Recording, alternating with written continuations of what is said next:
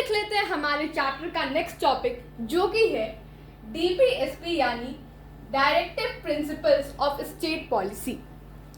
तो जैसे हमारे कॉन्स्टिट्यूशन में कुछ आइडियल्स फंडामेंटल ड्यूटीज़ के फॉर्म में दिए हैं, कुछ आइडियल्स जो हैं वो फंडामेंटल राइट्स के फॉर्म में दिए हैं, वैसे ही कुछ आइडियल्स डीपीएसपी यानी directive principle of state policy के भी फॉर्म में दिए हुए हैं।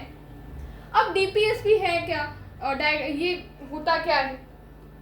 तो बेसिकली हमारे कॉन्स्टिट्यूशन में कुछ गाइडलाइंस दी गई हैं। जैसे हमारा फंडामेंटल राइट्स है, वो क्या है? गाइडलाइन है। और हमारा फंडामेंटल ड्यूटीज़ है हमारी कॉन्स्टिट्यूशन में, वो भी क्या है? गाइडलाइंस है।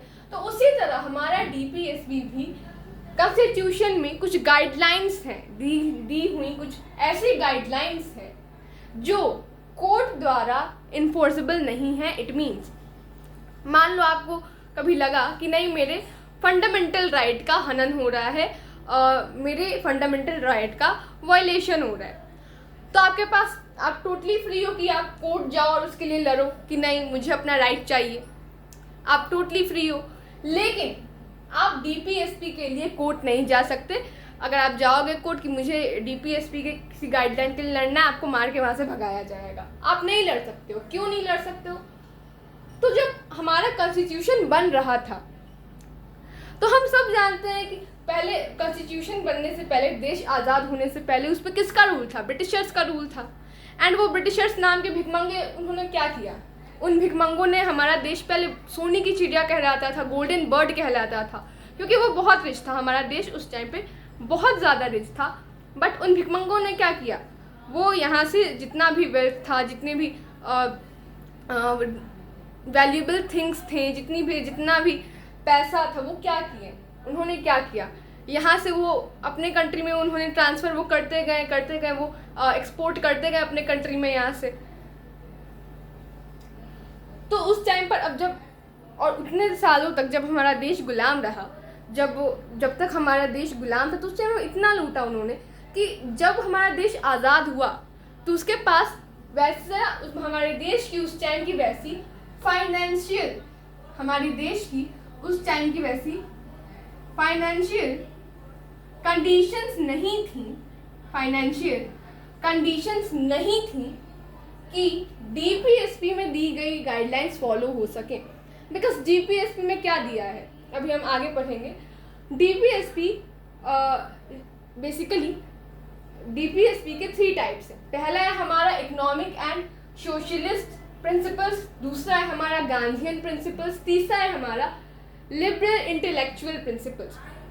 इकोनॉमिक एंड सोशलिस्ट प्रिंसिपल्स में नाम से ही पता चल रहा है, इकोनॉमी और सोशल और सोसाइटी से रिलेटेड कुछ गाइडलाइंस दी गई हैं कि किसी एक इंसान को सोसाइटी में कैसे रहना है। ऐसे तो नाम से ही पता चल रहा है, इकोनॉमी और सोसाइटी से रिलेटेड जो सोशल हमारा इंडिया है, सोशल लाइफ है इंसान की, उससे रिलेटेड प्रिंसिपल्स कुछ गाइडलाइंस दी गई हैं। दूसरा आता है हमारा गांधीयन प्रिंसिपल्स। नाम से ही पता चल रहा है, गांधीयन प्रिंसिपल ऐसे गाइडलाइंस जो जिनके आइडियाज़ किसको आए हों, ऐसे गाइडलाइंस जिनके आइडियाज़ महात्मा गांधी को आए हों, गांधी जी को आए हों, वैसे गाइडलाइंस को, वैसे प्रिंसिपल्स को हम क्या कहते हैं? Gandhian principles. थर्ड टाइप है हमारा लिबरल एंड इंटेलेक्चुअल प्रिंसिपल्स। अब liberal and intellectual principles basically uniform civil code हो गया, या फिर फ्री कंपल्सरी एजुकेशन प्रोवाइड करना हो गया, और इंडिया का जो साइंटिफिक फील्ड में, साइंस की फील्ड में जो प्रमोशन है वो हो गया। उससे related guidelines liberal and intellectual principles में दी गई हैं। एंड किसी चीज़ में पैसा लगे या ना लगे, लिबरल इंटेलेक्चुअल में जो फ्री एंड कंपल्सरी एजुकेशन की बात की गई है, उसके लिए मनी होना ज़रूरी है, पैसा होना ज़रूरी है, जो कि आज़ादी के टाइम पर हमारे देश के पास नहीं था। एंड इसी चीज़ को लेकर अब उस टाइम पर अगर इसको फंडामेंटल राइट बना दिया जाता, डीपीएसपी को के जो गाइडलाइंस है उनको अगर फंडामेंटल राइट्स में डाल दिया जाता, तो आप जाके जितने भी लोग थे वो उसके लिए जाके कोर्ट में लड़ सकते थे। एंड वो गवर्नमेंट की क्या बन जाती, मजबूरी बन जाती कि उन्हें वो चीज़ें, वो गाइडलाइंस के अनुसार जो भी सुविधाएं हैं वो देनी है लोगों को। बट जब देश की वैसी फाइनेंशियल कंडीशन थी ही नहीं, तो वो कहाँ से फ्री एंड कंपल्सरी एजुकेशन देते, कहाँ से वो जितने भी सुविधाएं इसमें लिखी गई हैं वो देते।